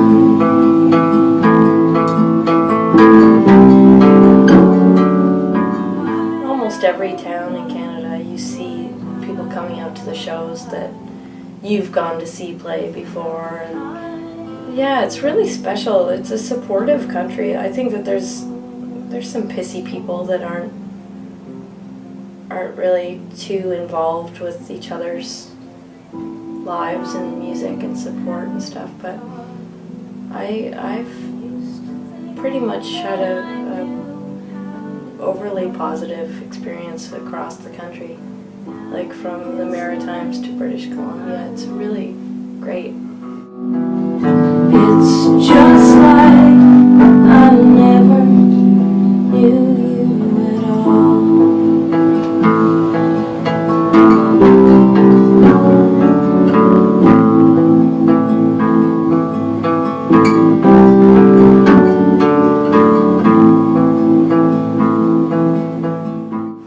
When I tour, I want it to be with people that I care about tremendously and that I get along with well, because it's got so many challenges as far as distances you have to go, and you don't sleep in your own bed, you don't you don't eat the food that you prepare at home, and the hours are ridiculous. It's a 24-hour day when you're on tour. There's the drive, there's the loading in, there's the sound check, there's the waiting around, there's the everything, and so it's really become valuable to me to be around like-minded, laid-back, kind people, and it can be the most amazing experience in the world if you're in the company of your friends or new friends that you've just made, but it's the most important thing to me. Like, it really is a collective, and it still is a collective, although a lot of people don't think it is. But I mean, I can't even count on my hands how many trumpet players have played with the band, or how many, guitar players have switched back and forth, and then Johnny Crossingham's gone, and then he's back, and then Jason's here, and then Jason's gone, and then Sam comes in, and then a guy calls in and says, "Hey, I hear you're going to be in Michigan. I love your band. Can I play trumpet with you?" And they say yes. And this strange guy is on the bus, and he's totally awesome and happy to be there, and it's amazing. I knew that they sometimes look for horn players when they're in town, and he emailed me back and said he needed a trumpet, so I came in and learned the licks with them, and played with them, and went out and had a great time. Or between Emily and between Lisa Lopsinger and Julie Penner coming in and out, and Leslie, and everybody's constantly shifting. So it still is very much a collective. Really it's friends, family, and respected people in the music community who, artists and people who, kind of, it's like you're communicating with people that you play music with. It's, everybody knows each other. A lot of people have played with each other, knows people that each other has played with. So, everybody kind of hangs here, and that's where you find out about things and kind of get on guest lists if you're sitting and you run into someone and they're like, "Hey, you should come to my show tonight," or, find out about parties, or say, "Hey, we're looking for an extra so-and-so. Do you want to come join in?" So it's not like Facebook. You can actually go out and meet people and talk to them and, show your face and get involved and be a part of it. So it's a vibrant community. And, and there are people whose music I really don't even like that much, but I'm happy to see them succeed because they're good people, and, it's good art. Not everybody likes everything, but good art and good people, it's a good combination for success.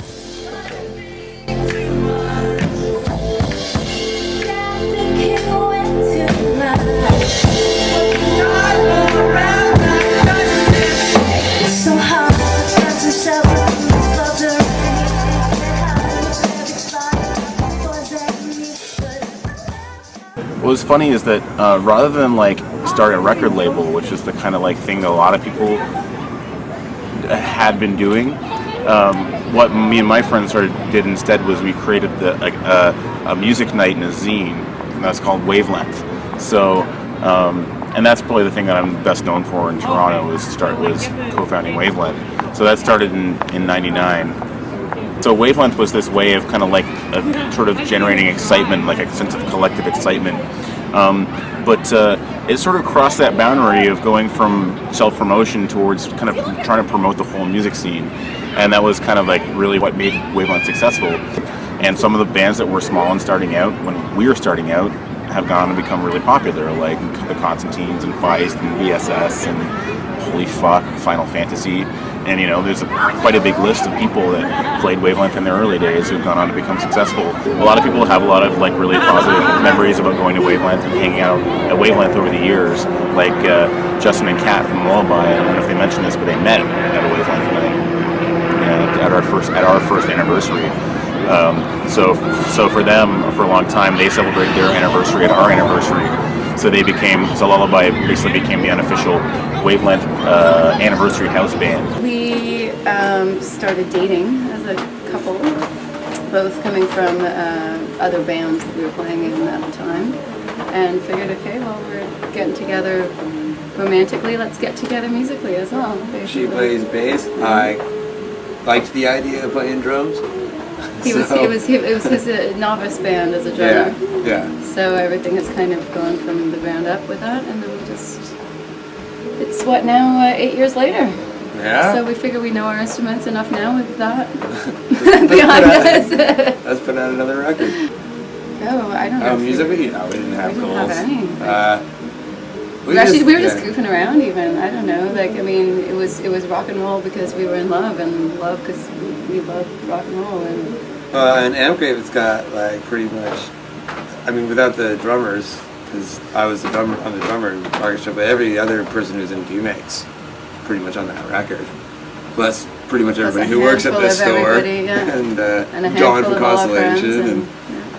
So the support's been really good. In Europe, it's like, you travel 2 hours and you're in a different country with a different language and a different scene and it seems almost even in America too. In America, yeah, it's a lot more segregated that way. So maybe there is something about having a country that's so vast that actually makes the united, like the little, the larger cities in each of the provinces so much more united because there's not much else for so far around. And that's like talking that end of town. I mean, our end of town, you got like Ottawa and Montreal, and everything's kind of a bit closer. But once you get into like look at areas, look at it this way: if it's a landmass the size of whatever, what is it? The second largest landmass on the planet is Canada. There's only really 5 places you can play.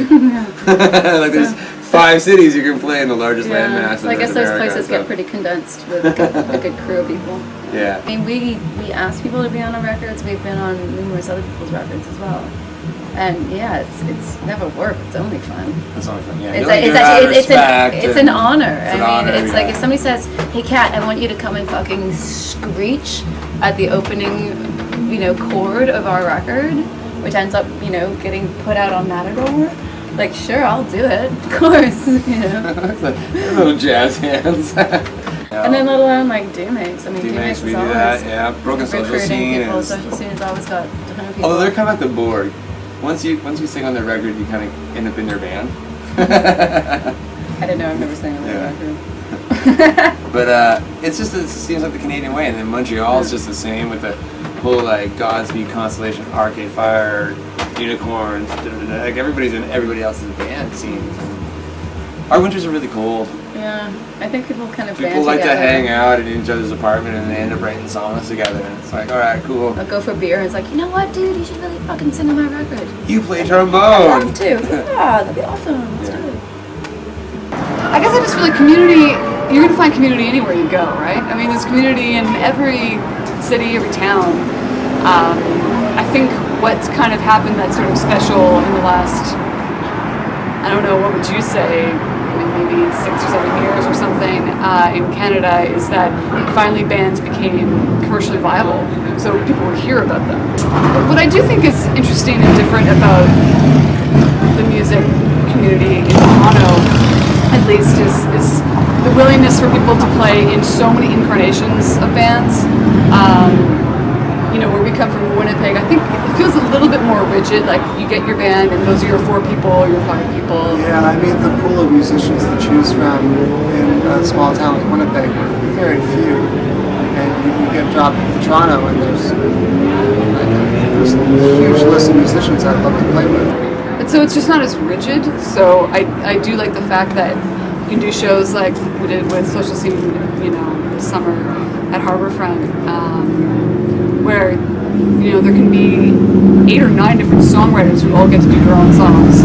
Everyone plays them, and that I feel like is a little bit special. It's a little bit like like a review of the old sort of sense, where everyone's each other's backing band. So I like that. I mean, I play mostly with Do-Makes I think now, not so much Broken Social Scene.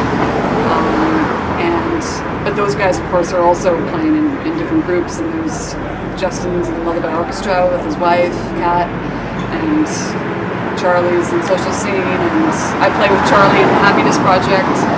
Ohad, our guitarist, has his own solo project called Years that I play with, and so does Charlie. So it's kind of like it's the same sort of thing, you know, a different group.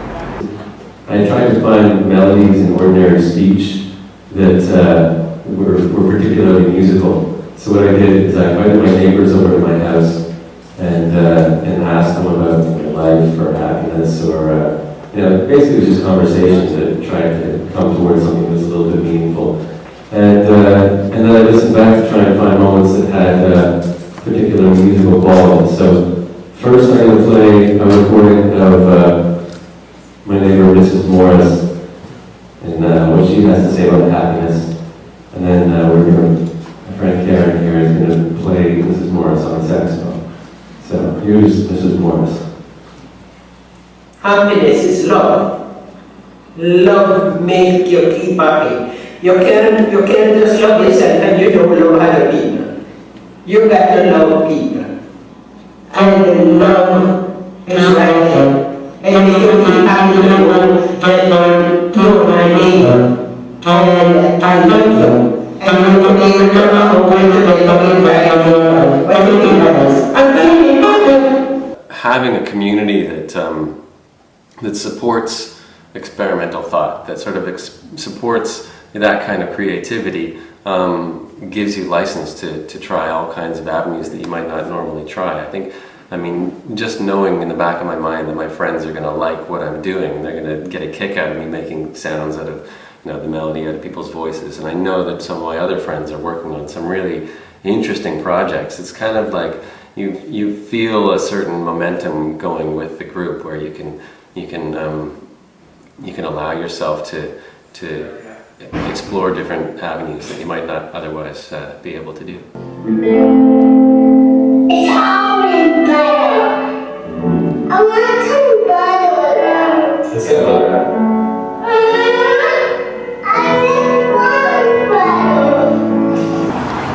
I mean, I do think that it's sort of time for the next group of bands to kind of come to the forefront. That's what I think. I mean, we're all in our 30s and like even 40s now, you know. So, and it's not to say that the music isn't still good and that people shouldn't still come out and support, shows. But I do think it's time in all of these cities for the next group to come up, and I'm kind of just wondering what it's going to be.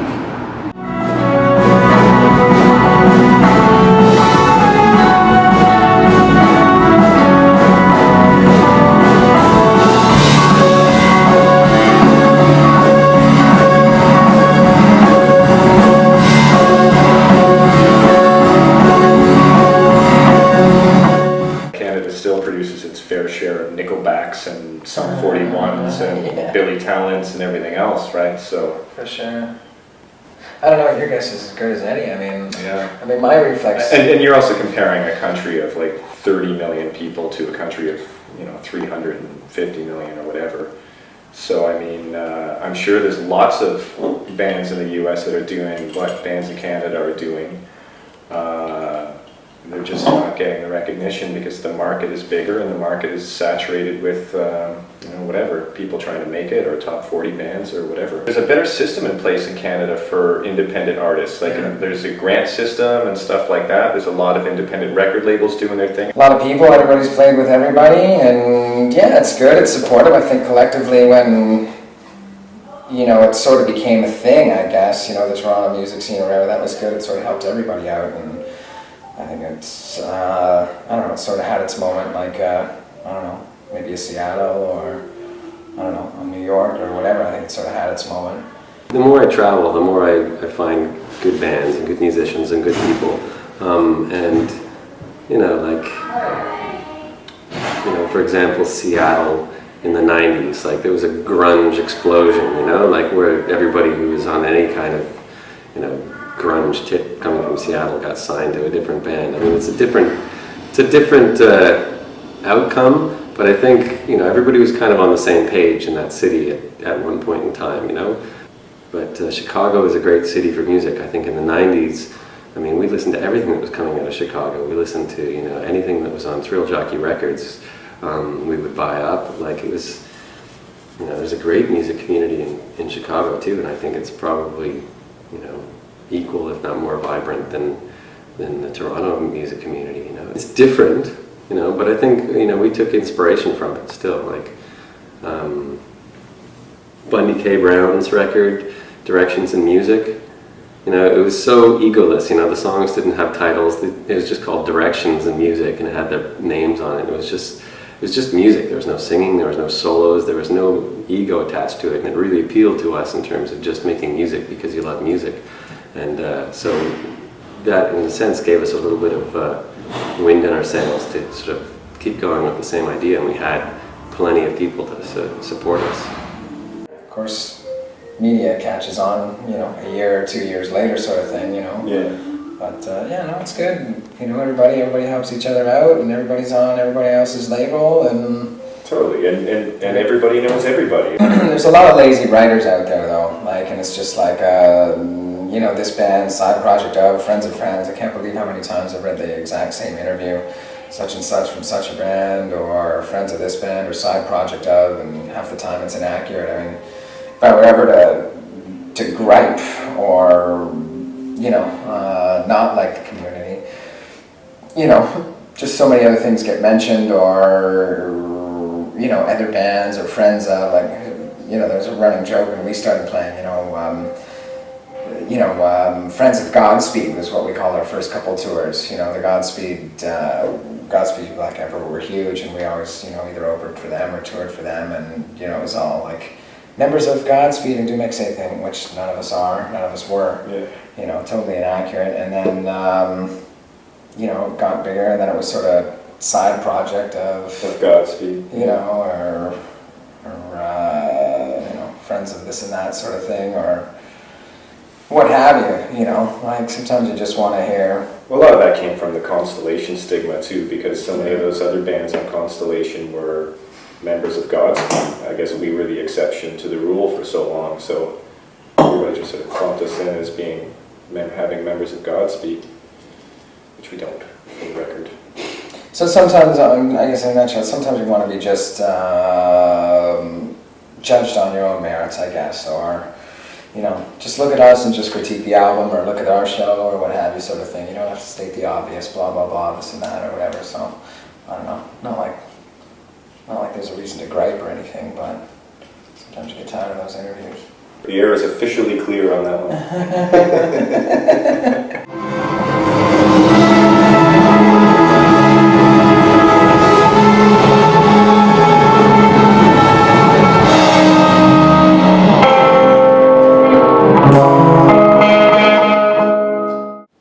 At the same time, like I was saying earlier, Do Makes are built on a solid foundation of friendship long before the band even formed. On my side of things, it's with Charlie and Dave. Jimmy and Justin, who have been friends even longer. I think they've got since they were 6 years old, they've got almost 30 years together. And, so these are people that you're going to want to know and will more than likely know should we survive to the age of 60. And should they survive the age of 60, we'll be calling them up and still asking them about their grandkids. Well, for me, it's almost always stemmed from friends. I haven't really had to go too often beyond close personal friends that I've been friends with before, any project involvement stemming back like 15 years. So, like Charlie's record, me and Charlie have been best friends for 20 years, and I would have helped him on his record irregardless and get him to help me on mine. And it's like I don't have to look for it because somebody always wants to do something. And so I've never kind of gone too far outside of my immediate, social circle of friends, not just musicians, but friends first, musicians second. The truth is I never really think about it in that way. It's just about making music, and sometimes your roads cross and the opportunity to get together and do something is there. Sometimes they diverge. The other project, the other bands are taking you on the road, or they're taking them on the road. You just simply don't have the opportunity. But it comes down to one simple philosophy, and that's that everybody wants to make music.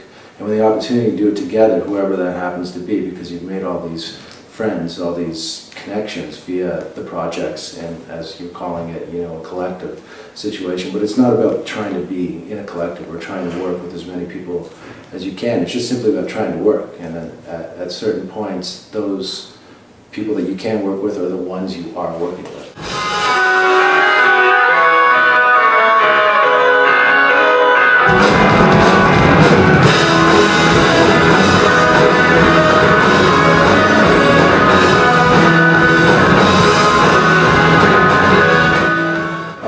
It's a hard question because I've never really grown up anywhere else, so I'm not exactly sure of the mentality, but I can't imagine that it's a geography-specific concept. You know, I can't imagine that there's something in our water. The night of this Do Make Say Think concert was sort of traumatic. My girlfriend was back and was sort of talking to me, but it was the last pleasant conversation we had before I went back to school a few weeks later. We'd seen each other once, and she could clearly barely stand to touch me or look me in the eye, and I had to force her to break up with me a little before Christmas because she was not talking to me, which, as you can imagine, was super fun. But anyway, I drove home from that Do Makes show, and my mom had waited up for me to tell me that she had breast cancer. She eventually beat it many years and hours of treatment later because she's incredible and resilient, but that knocked me down in a big way. I went back to school in a kind of daze and got the rest of my interviews slowly over the next year, either in Boston while I was at Emerson or in New York. But I started seriously questioning what I was doing. I remember running into Aaron Brody, one of my first interview subjects. He shouted across a crowded stage when he saw me during sound check, so the whole band was there. "You're still making your documentary?"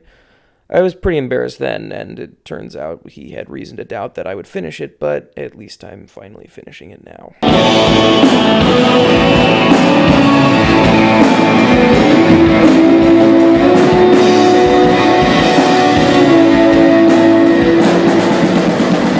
couple of the songs, like Devastation, for instance, like Augie had this great idea to actually get a whole bunch of people together in the room just to record a big, massive jam, kind of like they did in the old days. And we just got people who were friends of ours to just come in, and I don't know, it's kind of weird in Montreal. Like, if you're Anglo, you're kind of, it's a really small community, and there was a lot of people who just at one point decided to move to Montreal, and I think maybe a lot of it had to do with the Constellation thing that was happening in the late 90s, and so it's a small community, so you all just sort of see each other on the street and become friends, and probably like 80 or 90% of my friends are musicians. Like some of whom I've never played with. Yeah, totally. Yeah.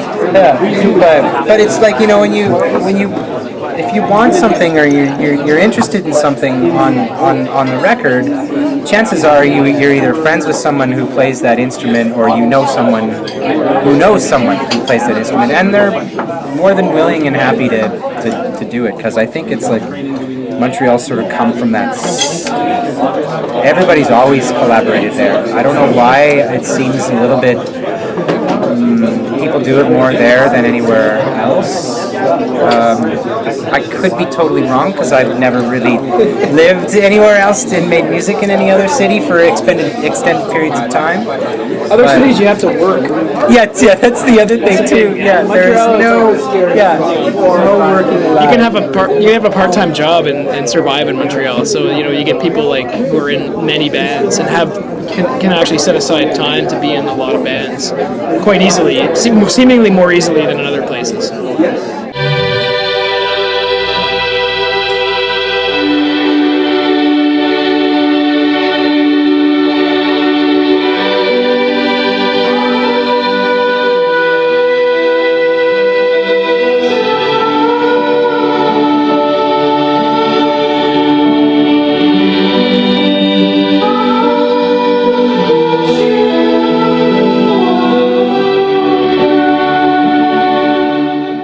We wanted to have a label for the first record, but it just never happened. So we were sort of forced into the position where we had to put our own record out. And when you do that, you just start meeting people, and you start playing shows. And plus, I owned a studio at the time, so that's how I met everybody here, basically, except for my wife.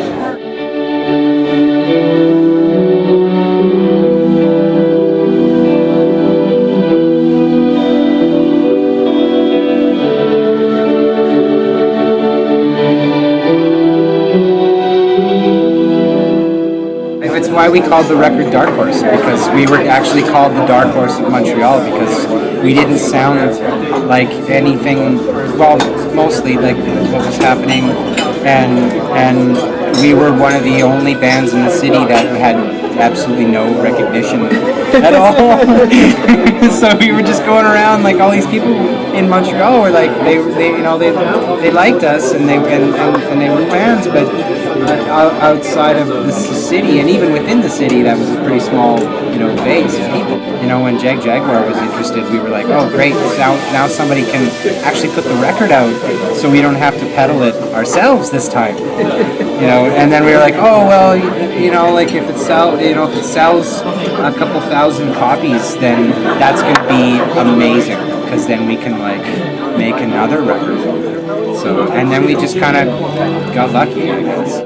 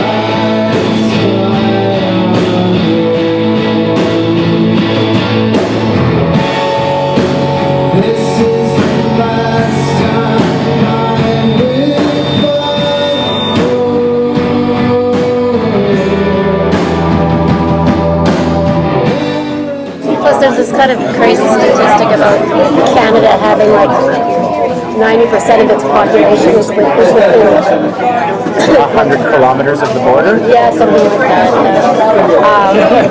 The 6 degrees of separation thing is really more like 2 degrees of separation.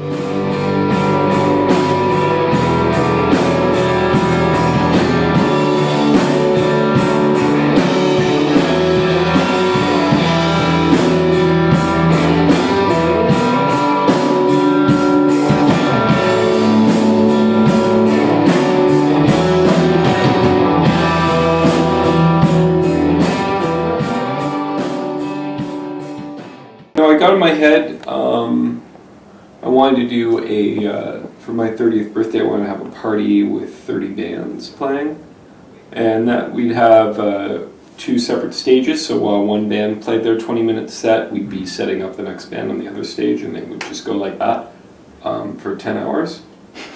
And it worked. I mean, one of the bands was Glissandra 70, who decided to DJ instead of actually play, which was a pity because they never play. But yeah, it was good. It was amazing. Lots of good bands. They were all Toronto bands. I didn't have any bands from Montreal because I don't actually live in Toronto all that much anymore. I live there. I have a house there or an apartment there, but I'm just touring all the time and working in other places, so I'm like very rarely home. And so it was kind of like a great opportunity for me to like see my friends and hang out with them. So yeah, we just ended up being all the Toronto bands that I know and love. I'm not so much like that, but that is a very kind of typical decision of a lot of people. My friend Steve Cato, in fact, formed the band Barcelona Pavilion with a complete disregard for the people's musical ability.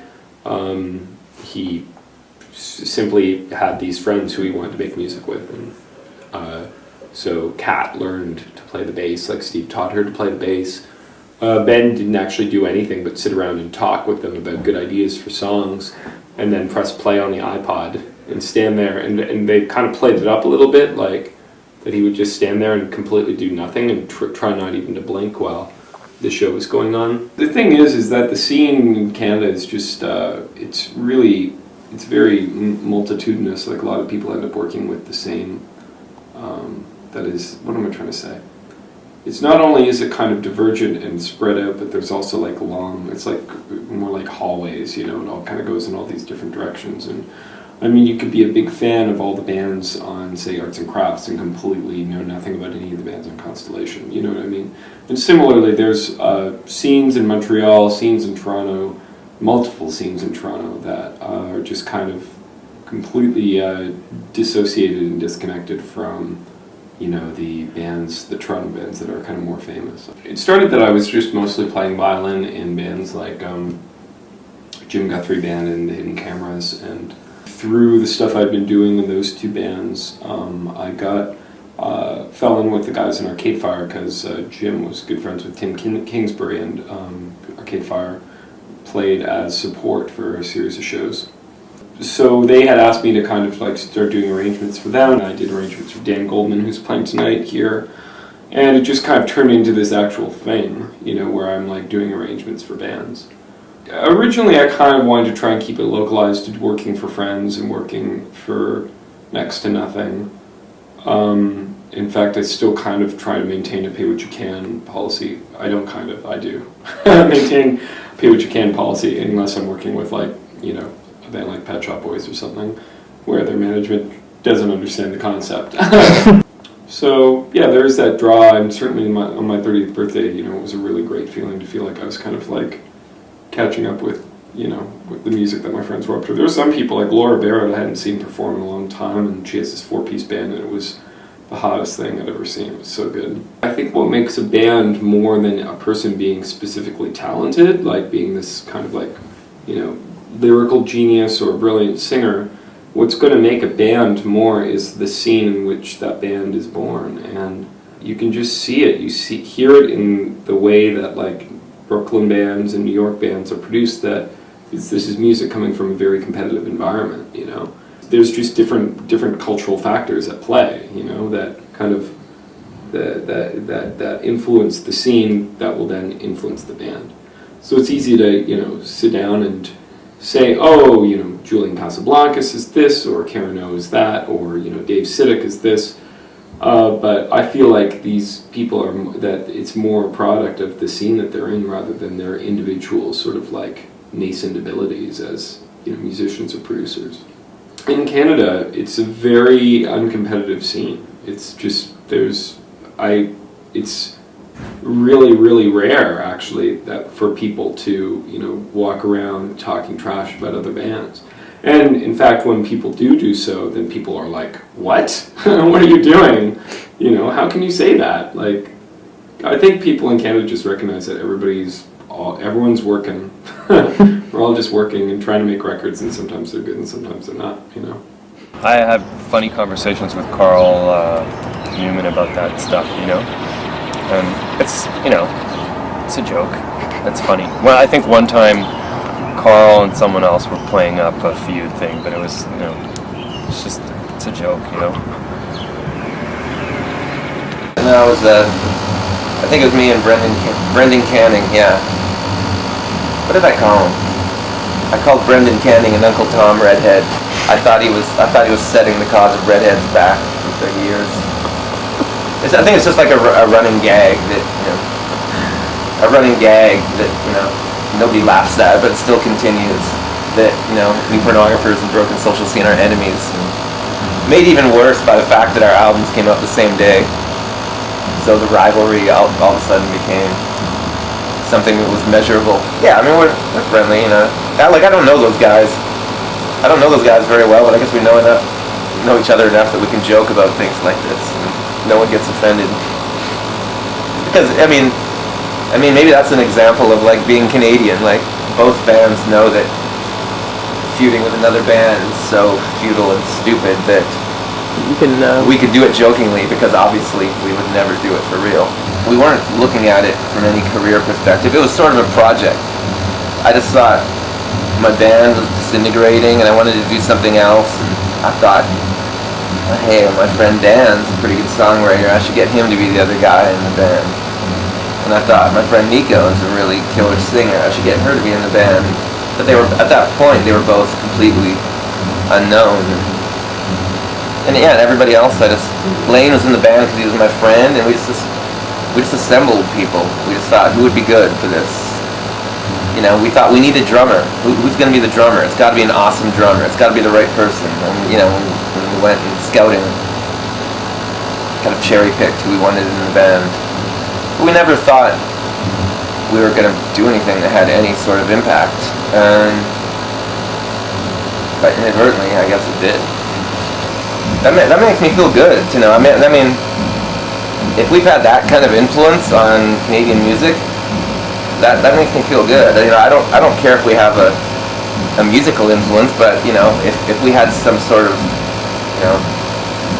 if there was something in the way that we interacted with each other, or the communality, whatever you call it, of it, that inspired people, that I think that's cool. But I would never claim. I mean, it's nice of Kevin to say something like that, but I would never claim that we, have any responsibility for spawning bands of that nature. I think they did more than us. A lot of parallels. The fact that we're Canadian, but we, from opposite sides of the country. He told me that once. I remember a few years ago, he said, when they were trying to get a Factor grant, they said, we're like the East Coast new pornographers. Like, that's what he was using as their selling point. Maybe he made that up. I don't know. He's cool. I really like Kevin. A friendship mentality definitely drives me when I'm trying to put together a band. Like, I would never want to be in a band where I brought somebody in just because I thought they were really good, but I hated them. Like, I could never do that. It was always important for me to like people in bands. I mean, Blaine's in the band just because he's a good friend of mine. I don't think he played keyboards at all when we started. He's just been learning as he goes. So, I guess, yes. Just based on that fact alone, yes, there's definitely a friendship mentality in what we do. I'm not sure that I'd buy that there's some magical thing that Canadian bands have that makes us want to be in these friendship communes. I mean, I've never been able to figure out what it is. People always want to know, why was it there was a period in time when Canadian bands suddenly got good? Like in the 2000s, all of a sudden, there were good Canadian bands. And before that, there weren't really very many decent underground indie bands. I don't know why that is. It's early 2001, talking to a friend of mine, and she said, and we were playing in New York, and she said, yeah, people are buzzing about like the new hot, like Canada's the new hotbed of music, and I think it was based on New Pornographers and Peaches. It seems funny now, because I don't think now nobody thinks of New Pornographers as Peaches as the spearheads of Canadian music. Yeah, but then, Broken Social seemed to show up, and then Arcade Fire, and then it went crazy, and then there was like Left Stars and Metric, and people like Destroyer, who don't get mentioned enough, Frog Eyes, same thing. Maybe I'm just biased towards my cool West Coast friends.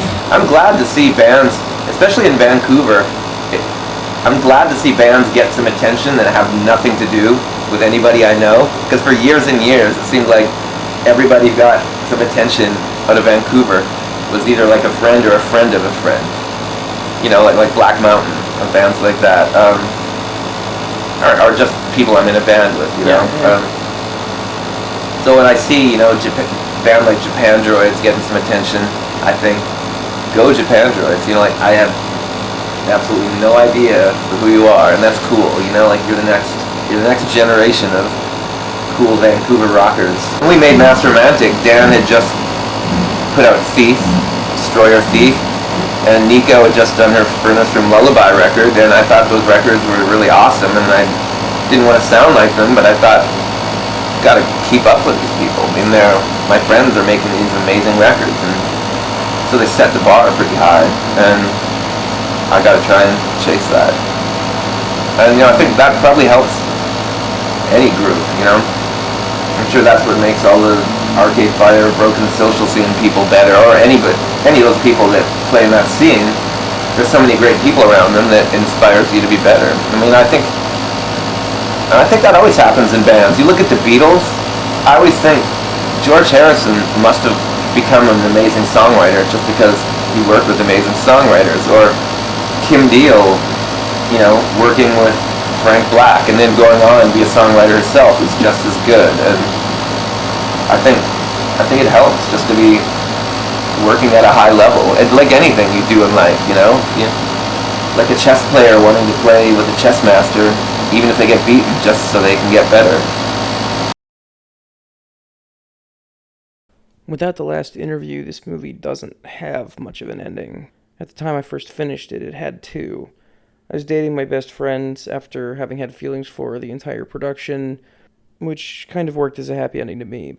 But I didn't really punctuate it because I was sort of embarrassed, but not enough that I didn't try.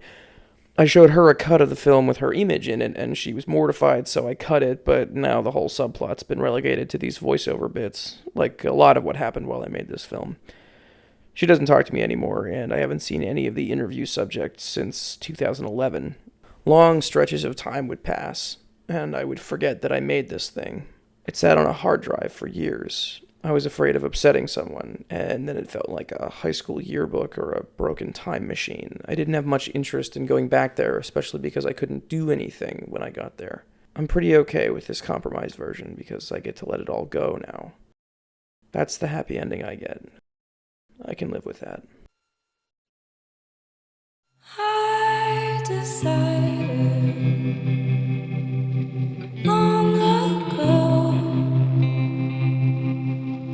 never to laugh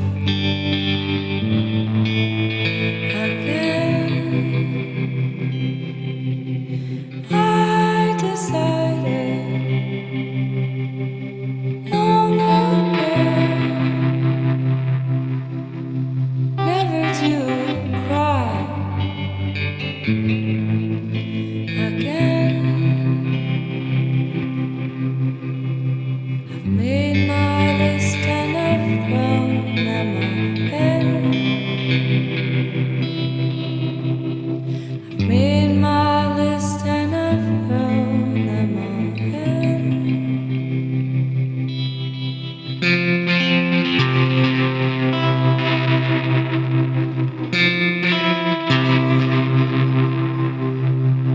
Never to love again.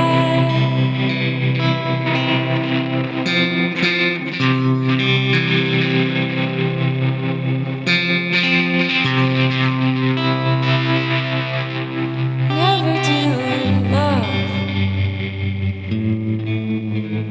again. So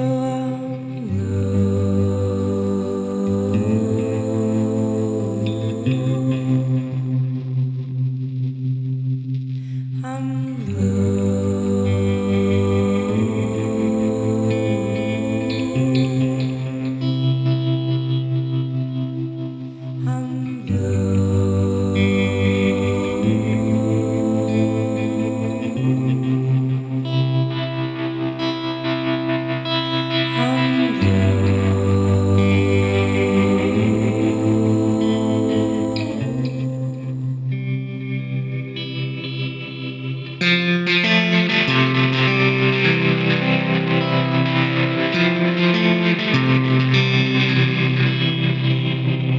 never to love again.